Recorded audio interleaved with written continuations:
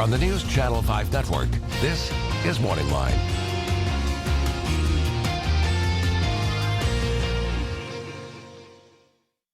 Good morning, everyone. Thanks for joining us on MorningLine. It is Tuesday. I am Nick Barris, and we have a good show on tap for you. I invite you to join in the conversation today as we talk about Social Security. The Social Security Administration affects us all one way or the other because you know they take a chunk out of your paycheck. It's your money, and hopefully it comes back for you when you retire. There's SSI, disability, all of that. If you have any questions this morning, call in, join in the conversation. You know it gets busy later, but we're here today to help you. The number 737-7587, and joining me to answer any questions and to talk about what's happening at that rockin' place called the administration is Josh Horn himself. You guys like to party out at Metro Center, don't you? Hey, it's a party every day. We got loads of folks coming in to see us and have fun with us. It's busy. And trust me, when I say party, it's because it's a crowd, and you guys, the nice thing about doing this show is you don't have to go down there, much less if you go down there, you're not going to talk to him.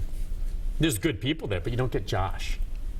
Tell him what your title is over there again. Well, I'm the manager over at the office, so yeah. Hello. All right, so not just that, he also graces us with his presence on this program, and you don't mind doing the media thing, do you? I love it. I love talking and being able to help people. So. Yeah. And it's a big part of what you guys do is getting the word out. So we'll open up the lines, but before we get to it, just wanted to hit you up as I normally do. You always bring some things with. Are there a couple of things you want to hit our viewers with in terms of deadlines or changes, anything? Yeah, basically, you know, we always try to let everybody know that creating a My Social Security account is the way a lot of Americans are wanting to go these days. You can get on our website at socialsecurity.gov and conduct a lot of business. And as we mentioned, it gets very busy down at the field office, and even our phone lines get very busy. And so, like we like to say in the field office, you know, why stand in line? Go online. So, you know, you can always go and do that. And we are, you know, always adding more and more features to being able to, you know, to the online services. And so just kind of want to mention that. When you get on there, it is kind of a neat thing. It's been a while since I've been there, but when you do go on, unless, you know, you may be someone in the process of applying right now and wanting to get all the basics on how to do all that, which is very important, but I'm a few years away from it still. But I like going on and going into the calculator process where it looks at how much I may be getting, how much I'll get if I wait longer or take it earlier. And you also can go in there and look at your earnings over the past 30 years. And it's fascinating to watch about, oh yeah, I remember that year I got fired. Next year I didn't make as much. This year I did, you know. When they average out what you will get, it's based on the top how many years of earning? Yeah, so basically they take the top 35 years of your earnings. Now if you only worked 20 years, and then you're going to have about 15 years of zeros to make up when they go into the equation. But the other thing is they also index your earnings, so they bring all of your earnings up to today's standards because, you know, back in the 70s, 80s, you know, you didn't make as much as you do now because of inflation and things like that. So they bring it up to today's standards and plug those numbers into the equation. A lot of folks think it's just the last 5 years or something like that, but it's really a lifetime of earnings that they look at. It is a lifetime. I'm trying to think the very first time I maybe filed some type of, or had taxes taken out. I mean, I probably when I was 17 or 18. And then, but regular, not until I was out of school. And then basic, I would guess from the time I was 30, maybe 28, because I went to grad school. And all of that added up. So yeah, all of the 35 years certainly in there. What's the maximum you can draw? The maximum. Not that I'm going to get that. Yeah, folks, yeah. I mean, the maxum.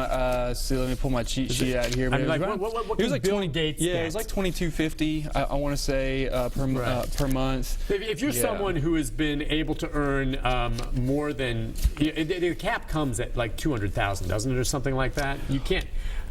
Right. Yeah. I mean, there's only so much that you're taxed on as far as Social Security is concerned. It's around 110. 110. Is that right? Okay. And after that, you're not. You know, Social Security taxes don't come out anymore. So that creates the maximum amount you can draw. And so the average amount that somebody is drawing is usually about $1,300 per month. And then that's average. Yeah. And then the maximum is about $2,300, something like that. As we've said, even the max. I mean, and if you're getting the max, you probably probably had a good career of earnings, but it is not, the $1,300 is not meant to be something you live on. Yeah, I was saying there it is.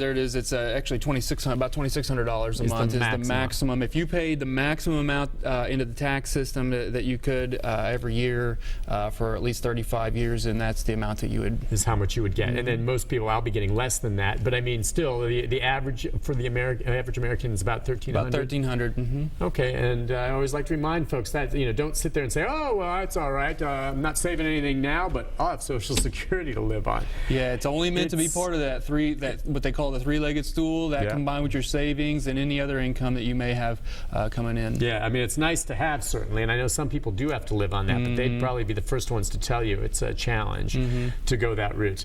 A couple other things just wanted to hit on. We already touched on the fact that there will not be a cost of living increase this year, correct? That's right. I just want to get that out of the way. You mentioned that last time you were on, but they usually make that determination around November. And so what's the word again? It was that the index did not show enough increase. Yeah, and they cited a few things, and I think one specific thing they mentioned was that the gasoline prices are going down, and they look at the cost of goods to see, and they look at those factors to see if there should be a cost of living, or if there is going to be a cost of living, to address to make sure that the buying power of your Social Security checks is the same from year to year. And this year they determined that there wasn't. And of course, a common concern then is, well, that that doesn't stop Medicare premiums from going up. That's right. And so the Medicare premiums will be going up this year. And so for at least the base premium for most Americans, you are protected from your benefit going down. So if you're drawing $1,300, that average amount, but your Medicare premiums go up, your benefit amount will not, you're protected. Your benefit amount won't go down because the Medicare premiums, they will actually adjust the Medicare premium amount, based on. So at least that will happen. That won't go down. So at least you'll stay.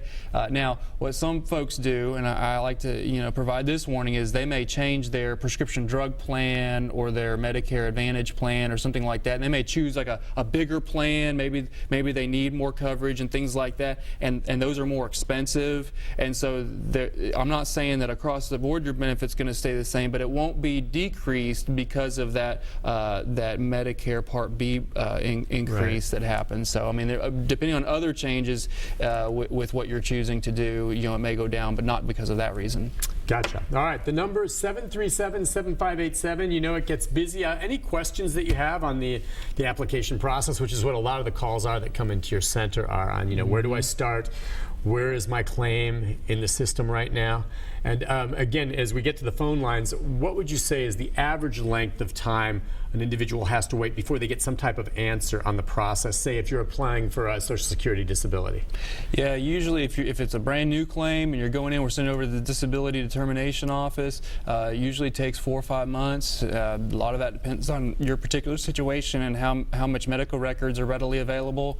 But then also, if you went to the hearings office, it can take a year and a half, sometimes even longer than that. Yeah, people are saying, gosh, a year, I mean, I gotta live on that. And that's the trick, is finding a way to survive while you wait.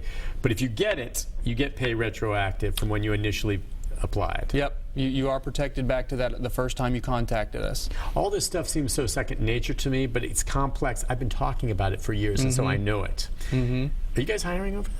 Oh, not at the moment. We're still working on a budget. You guys are on a hiring freeze. Not that I would go. I mean, I like this gig right now. All right, do we want to take a break or take a phone call before we go to the first break?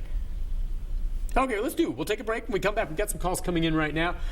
If you want to join, 737-7587, questions about the process, where you're at, anything with regards to Social Security. Josh Horn here to take your calls, and we'll take them up through the 9 o'clock hour. So stay with us. We'll be right back.